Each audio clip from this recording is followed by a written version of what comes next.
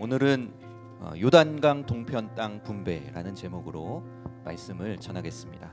하나님께서 주시겠다고 약속하신 가나안 땅이 각 지파에게 분배되면서 이스라엘 백성은 그 땅을 차지하게 되었습니다. 우리 모두에게도 하나님의 약속의 말씀이 이루어지기를 바랍니다. 요단강 동편의 땅을 분배받으며 하나님의 약속의 말씀이 이루어지는 것을 경험한 두 지파 반의 모습을 통해서 은혜를 받는 귀한 시간이 되기를 간절히 바랍니다. 첫째로 하나님의 약속의 말씀이 성취되어도 정복하지 못한 지역이 있었습니다.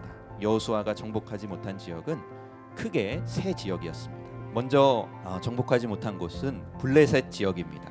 강력한 철기 문명을 가지고 있었습니다. 블레셋은 막강한 힘을 의지하면서 교만했습니다. 다음으로 정복하지 못한 곳은 시돈 지역입니다. 육체의 정욕을 따르는 음란한 지역이었습니다. 마지막으로 정복하지 못한 곳은 레바논 지역입니다.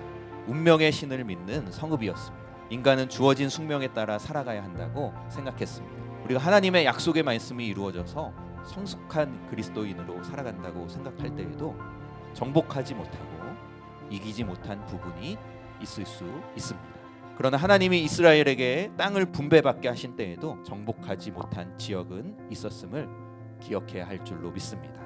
우리에게 아직도 남아있는 정복하지 못한 부분들, 교만, 음행, 숙명론 이와 같은 것들을 하나님께서 쫓아내 주실 줄로 믿습니다. 아직 정복하지 못한 부분을 바라보면서 우리가 실망하지 말고 하나님께서 쫓아내 주실 것을 믿는 우리가 되기를 간절히 바랍니다. 둘째로 우리도 약속을 지켜야 하나님의 약속의 말씀이 성취됩니다. 우리는 하나님께 약속을 이루어 달라고만 요구합니다. 그러나 우리가 하나님께 드린 약속을 신실하게 지킬 때, 우리도 하나님께 대한 약속을 신실하게 지킬 때 하나님은 약속의 말씀을 이루어 주실 줄로 믿습니다.